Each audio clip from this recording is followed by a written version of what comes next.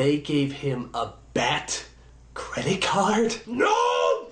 No! Does not compute! Does not compute! Does not compute! I oddly look back fondly at my teenage years for being at the ground floor of watching early YouTubers. Back in those days, the platform, along with companion sites with embedded blip.tv videos, were filled with unhinged media critics, with game and movie reviews being one of the first notable genres of online video content in the 2000s. While most of the smaller names in the genre have been forgotten to time, one that lingers in the online lexicon is MovieBob. But what makes this middle-aged man so controversial? Well, today we'll find out. Bob Chipman started his online aspirations in the form of a blog all the way back in 2005. It was a place to share his musings on films, the industry, and sometimes politics. This led him to coin the alias MovieBob, introducing himself on his profile in the third person. Bob is a part-time independent filmmaker, part-time amateur film critic, and full-time movie geek. He is heterosexual, a Pisces, and a severely lapsed Catholic. He is a tireless enemy of censorship, considering his personal politics libertine, and enjoys acting as a full-time irritant to overly serious people of all political stripes. Even 20 years later, this description is fairly fitting. It didn't take long for him to venture out into video content, creating a YouTube channel in 2006. He was one of its earliest creators, with the site only existing for a year. Bob posted new reviews on both platforms regularly. He was able to keep up this consistency for years, which paid off by the turn of the decade. But before we go any further in today's video, I'd like to give a shout out to my sponsor, Morgan & Morgan, America's largest personal injury law firm. I'm sure everyone has seen the headlines of a person being hit by a car and receiving a multi-million-dollar settlement due to negligence on the driver's part. But what you might not think about are the teams behind the wronged that fight to get them the compensation they deserve, such as Morgan & Morgan. Sure, there are plenty of law firms out there that will advertise this service, but many don't have the teams needed to take on a multi-million-dollar case. And even to find out, you'll have to call them up, leave a message, hope that they even call back, and set up a consultation in the future. The great thing about Morgan & Morgan is you can submit your case through their website without talking to anyone, with you receiving a prompt response from a professional that can help no matter how big the case if you become their client. This has led to them winning clients sums in the tens of millions, such as $12 million in Florida, 34 times the highest insurance offer, and $26 million in Philadelphia, 40 times the highest insurance offer. And the best part is their lawyers are absolutely free unless they win you money. You can start your claim now with Morgan & Morgan at forthepeople.com/TGFM found in the description, or by scanning the QR code on the screen from your phone's camera. So if you ever got seriously injured, you can reach out to Morgan & Morgan today. His first break wasn't in film discussion, surprisingly, but a series he created in 2008 called The Game Overthinker. It focused on video game analysis with his signature fast-paced narration. I thought about starting this off with some sort of introduction, but honestly, you don't care. Many thanks if you were pretending to care anyway, but we both know you don't. Your first question is not who is this guy, but rather what sets this guy apart from every other f***ing game culture video rant guy on the web, and rightly so. This caught the attention of ScrewAttack.com, a titan in early gaming content. Their spotlight quickly netted each episode of Bob's series thousands of views. Mr. Chipman was compared to other creators at the time, like the Angry Video Game Nerd and Zero Punctuation. The latter, made by Ben Yahtzee Crenshaw, was posted on a site called The Escapist. By 2008, Yahtzee's videos were garnering millions of views, which bolstered the outlet's traffic by 394%, getting him hired by the online magazine full-time. With such lucrative returns, it wasn't long until The Escapist began looking for other promising up-and-comers. This search for new talent brought them to MovieBob, who was first contacted a year later. For a while, gaming remained his focus, with most fans watching The Game Overthinker. Like many at the time, he introduced storylines around his exaggerated persona. It began in episode 43 with the appearance of his evil doppelganger, the Anti-Thinker. I think I need to back up by saying he fits many of the stereotypes of the era. The nostalgia critic and those inspired by him would feature drawn-out skits with a slew of different characters, which were usually just them in different costumes and wigs. This similarly gradually became the focus of Bob's show. Although your primary function is to provide commentary on games and game culture, about a year ago you were attacked by the Anti-Thinker, your evil double from an alternate universe. You defeated him, but the battle ripped a hole in the space-time continuum, allowing creatures and powers from the video game world to cross over into the human world. The series eventually reached over 50 episodes, with a loyal audience on both YouTube and Screw Attack. For The Escapist, he created a new show called Escape to the Movies. It often received multiple uploads a week, accompanied by a written column. This is where Bob would sometimes break character to discuss real-world issues. It's clear he had a lot more to say than these alter egos allowed. The habit was rewarded in 2010 when the mag gifted him a second series named The Big Picture. You know, when The Escapist told me they wanted me to do another show for them, I couldn't quite process what was going on. But when they said it could be a show where I just get up on my soapbox and say whatever I want about whatever random nerdy thing is on my mind at the moment, while these pop art representations of my fractured psyche spell out my emotional state, it all became crystal clear. I am working for crazy people.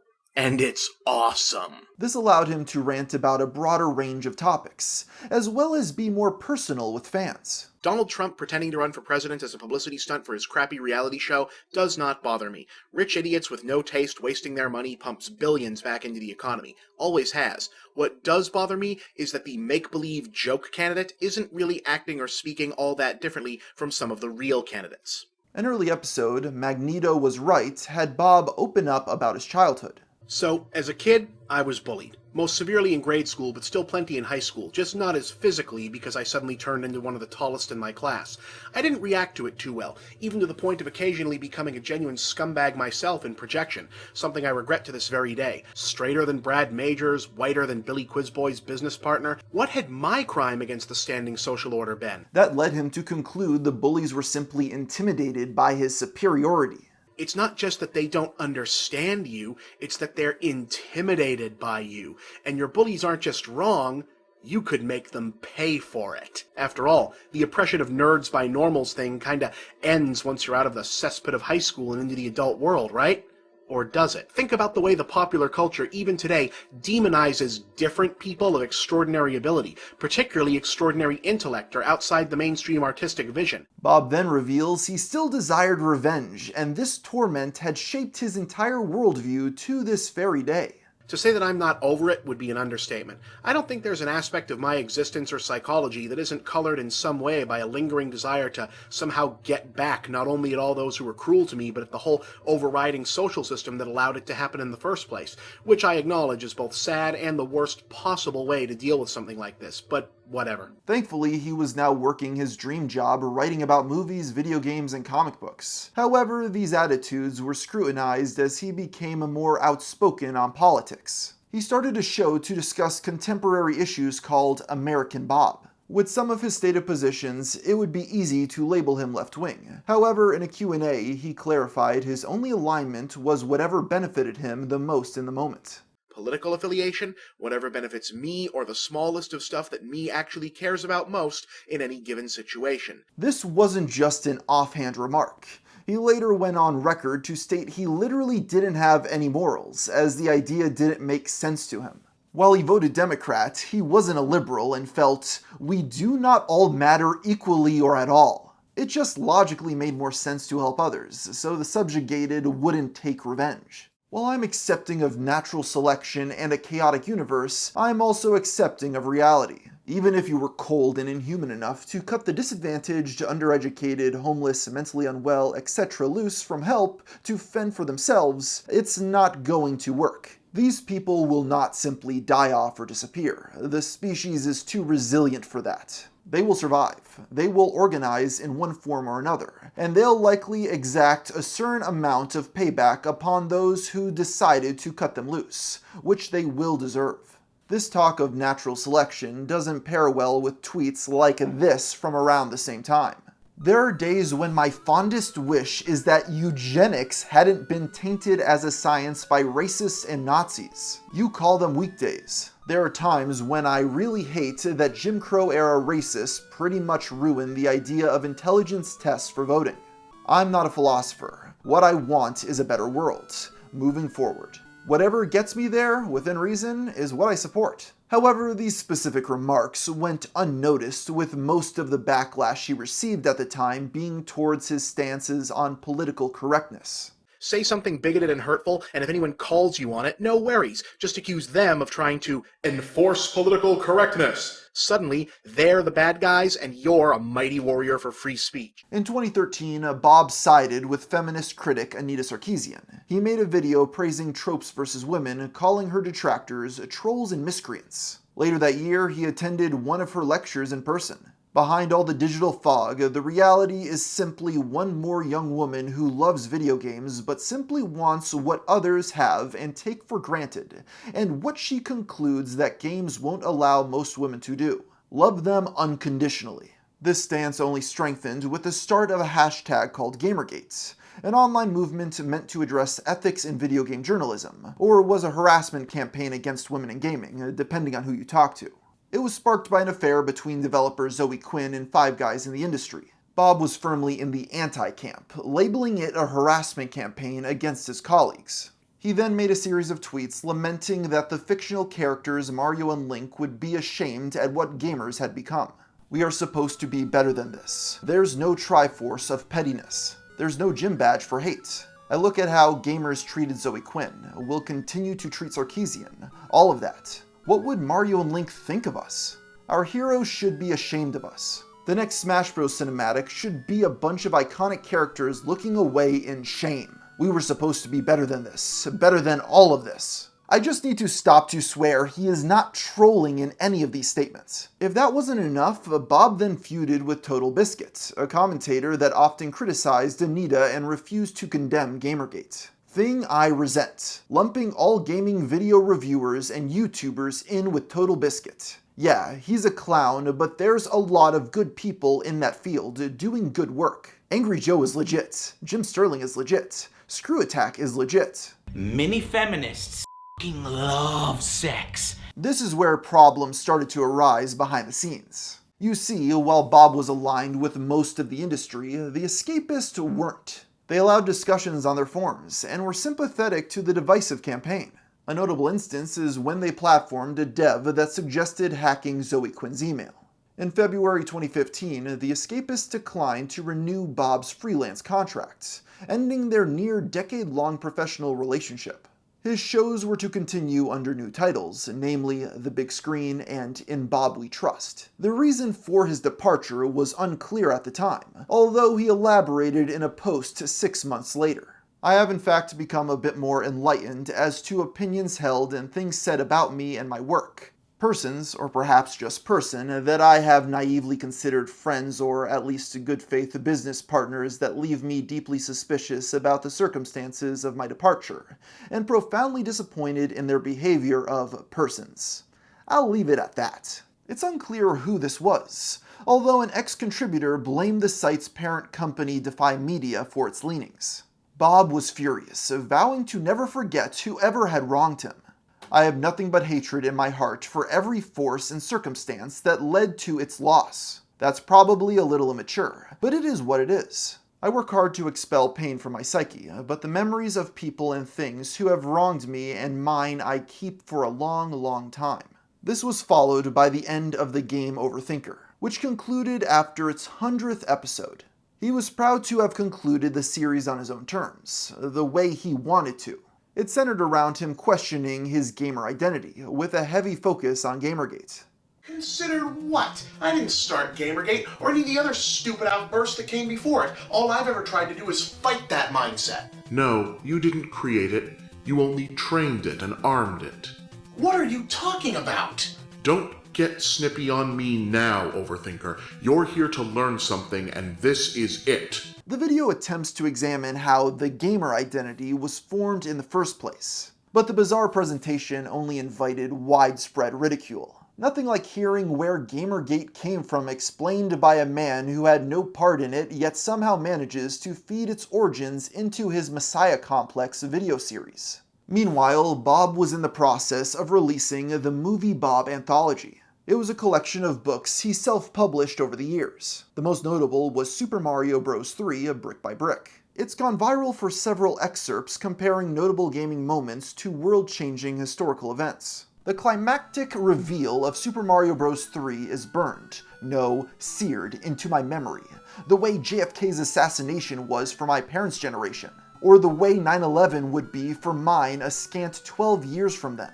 In my memories, the Great Console Wars dragged on like my own private Vietnam, and it didn't help that I was still constantly in trouble at school and in and out of therapy for anger, attention, and authority issues. However, it really only lasted a couple of years. This book is deceptively personal, giving more insight to his early years. He was seeing a child therapist who tried to prescribe medication, only for his parents to reject it. These games were his only refuge from the constant bullying, a loyalty he carried for life. After about 20 minutes of waiting, I was joined by another pair of early birds, a young mother and her 2 children.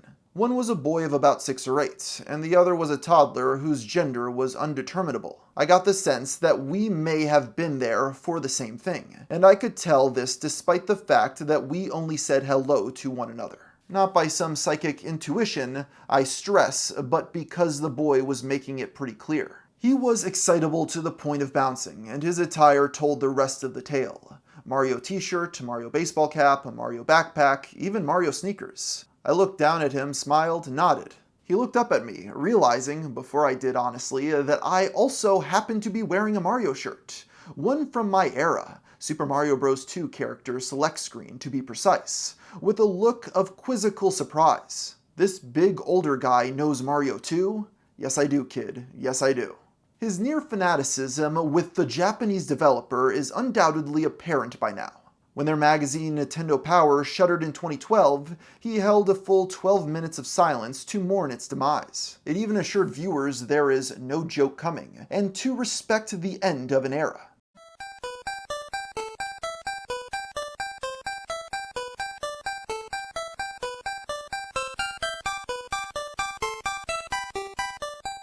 While able to subsist off Patreon, in 2016 he was hired onto Screen Rant's news team. He kept making videos for sites like Screw Attack, surviving as an independent critic. However, this is also where he started getting a lot of backlash. That's because Bob made a ton of inflammatory tweets about Trump supporters, who he didn't consider worthy of being human.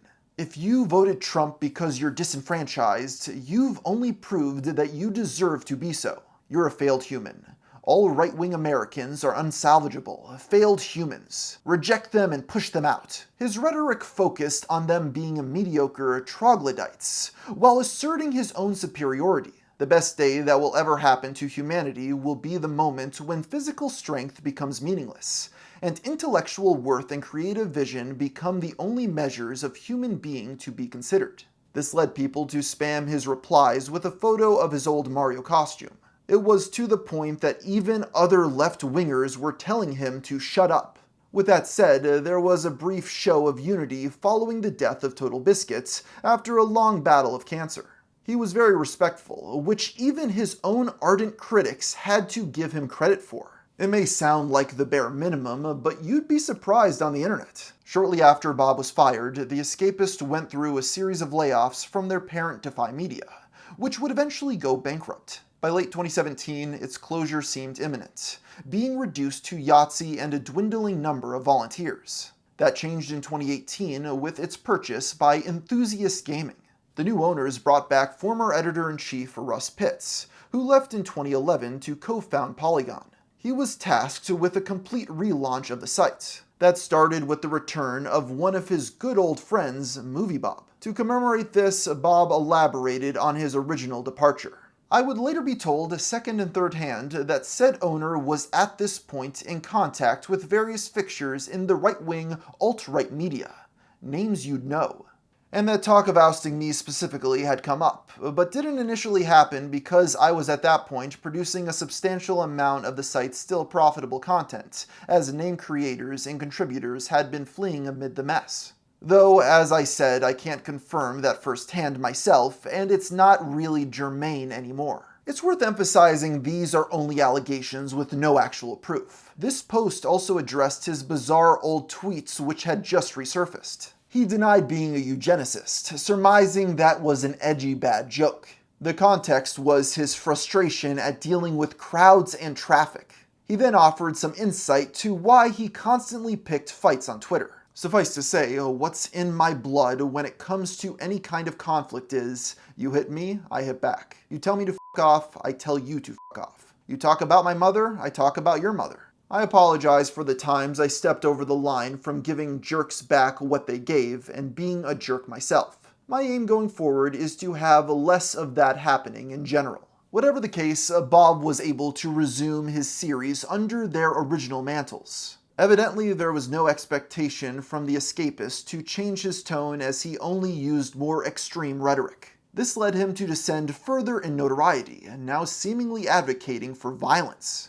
I found a closed fist to be a solid place to start, though there's plenty of variety beyond that. At the end of the day, they're just bones and meat, and sufficiently cowed, most will stifle before you have to break any of that, so long as they're convinced you would. The most infamous was a thread claiming they had robbed him of living out his sci-fi fantasies. 2019. I was supposed to be on a starship by now, conversing with intelligent robots, deciding what sort of body I'd like to upload my immortal consciousness to.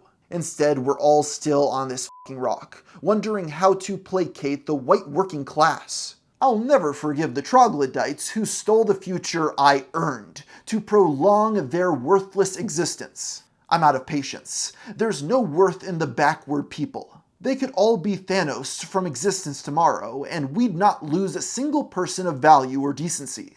There's no separation of shades between the ignorant and the wicked. This got a ton of backlash from across the political aisle, with the podcast Chapo Trap House weighing in. The group went on to satirize him in their book with the page describing the movie Blob. Bob surprisingly took it on the chin, even admitting they were usually pretty funny. This wasn't the only caricature to circulate though, with his likeness being a new Wojak called The Consumer. Thinks watching comic book movies is doing politics. Poor white people are suffering in the Midwest. Should have consumed the correct product. Unironically thinking doing video game reviews of movies for children is a significant contribution to society. He even became a reoccurring joke on the podcast EFAP, who coined the nickname for him Diabito. One of their bits include a quiz asking viewers to guess if a quote was from MovieBob or a selection of excerpts from Mein Kampf and neo-Nazi website The Daily Stormer. There was a completely new wave of people who had no idea who Bob was outside of his tweets. This is reflected in the numerous posts simply asking for his best hits to catch them up to speed with MovieBob lore. I'll go through some of the most popular MovieBobisms now, since there isn't really a way to explain these chronologically. In March of 2020, Bob responded to a viral tweet that read, "Somebody offers you $3,500 to finish everything on this tray in 90 minutes. Could you do it?" The image shows 4 double cheeseburgers, 2 orders of chicken nuggets, 2 large fries, and 4 medium sodas. Bob replied, "That's a fairly small amount of McDonald's for an average-sized person, I'd say." The main reason fast food cooks so fast and lasts so short is that there isn't much density to it. I wouldn't want to eat a double helping of nuggets in that time frame, but I could easily. This went viral across several different sites, with some calling it the MovieBob Challenge. In an old video, Bob said his favorite hobby was baking. Over the years, he'd shared some of his home-prepped meals. Mountain Dew marinated chicken with mango/carrot spicy rice. Roast whole chicken, marinated 3 days in Mountain Dew, stuffed with lemon, lime, and kiwi, olive oil, salt, pepper rub. In regards to food on other occasions, he stated, "Tasty cooking isn't always pretty cooking. This double vacuum sealed marinade bag contains an entire chicken that's been fridge marinated in a mix of 3 different hot sauces, sriracha, and hot taco seasonings for 5 days. Tonight I roast with savory sausage stuffing, fingers crossed." Another thing dug up from the archives was his love for Pabst Blue Ribbon, the staple beer of millennial hipsters.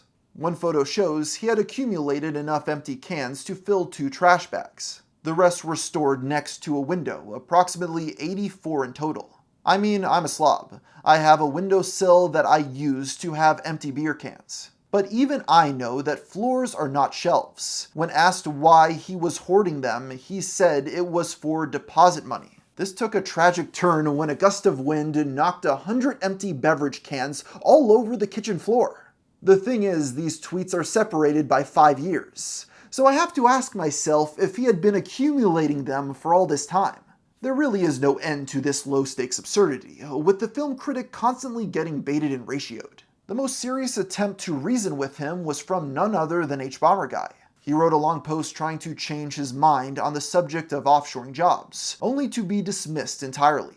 This further soured people who may have otherwise given him the benefit of the doubt. In late 2020, Bob ranted about how Trump had stolen his summer, Halloween, and ability to enjoy itself for 4 years. He then revealed his departure from The Escapist all those years ago left him in debt. People who would later help him steal the presidency in the first place ruined my professional life, and put me in a debt hole I'm still only barely back from for years. F*** them all. The next day, he caught flack for defending the controversial Netflix film Cuties. Now, what must be understood is that by this point, Russ Pitt was no longer at The Escapist. This is because in 2019, he wrote an op-ed about ethics in gaming journalism. It was controversial for suggesting there may have been truth to Gamergate's stated intent. This led many to try and discredit him for the site's previous decisions, despite again having left in 2011. That included Zoe Quinn, who said, "You literally revived a Gamergate hub of a website and didn't bother contacting me,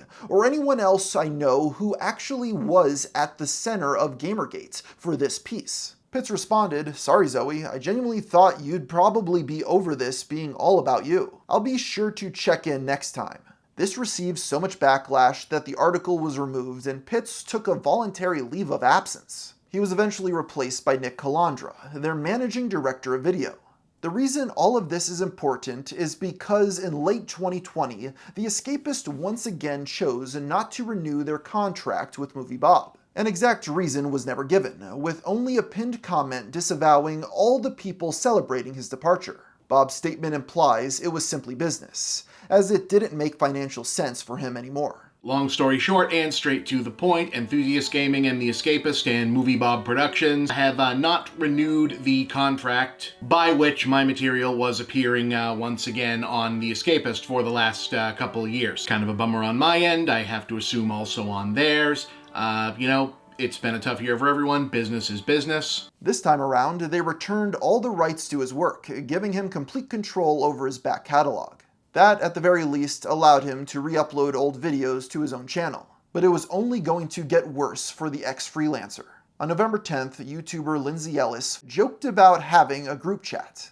"I know, right? I've uncovered the conspiracy of people being friends with their peers." Then Bob replied with a photo of the two together with the caption, "I, for one, am positively shocked." This lighthearted remark was seen in a different light when the video essayist responded. "This is honestly really inappropriate and creepy, dude. A selfie at a con several years ago does not mean we are friends. Also, the fact that I have soft-blocked you like 6 times and you always refollow is creepy. Take the hint, and please leave me alone."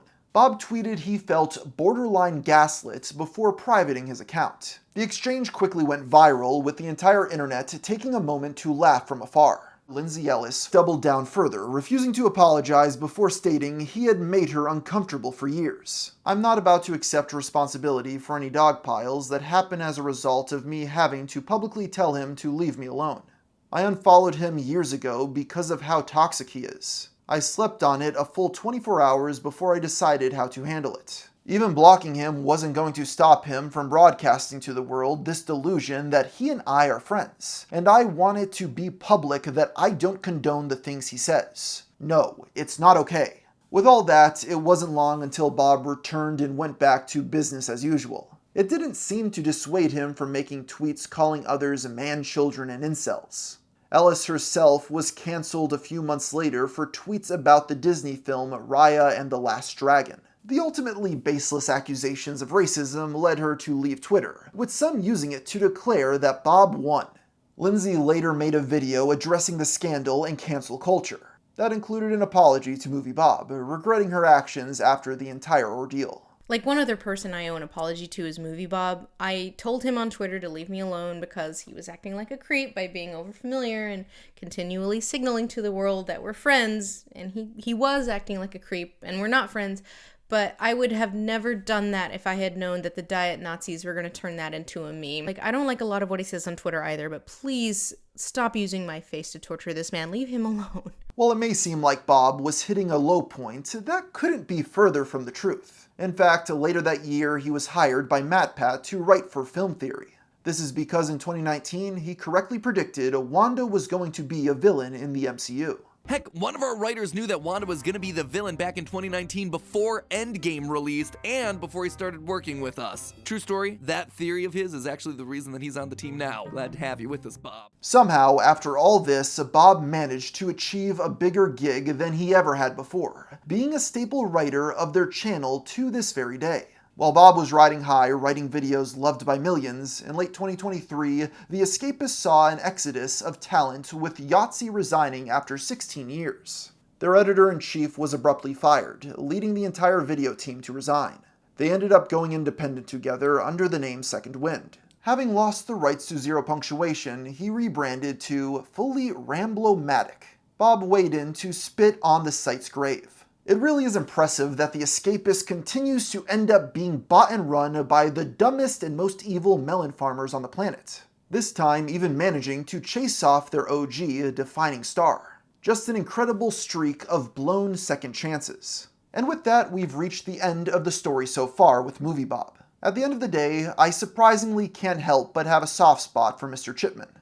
In a world of so many political grifters and trolls, MovieBob has consistently been earnest to the point of cringe. He actually cares about the media he discusses, and would be doing it even if there was no money involved. Despite lacking self-awareness, none of his actions ever hurt anyone, and they provide some good laughs. As far as lolcows go, he's probably the most wholesome you can get.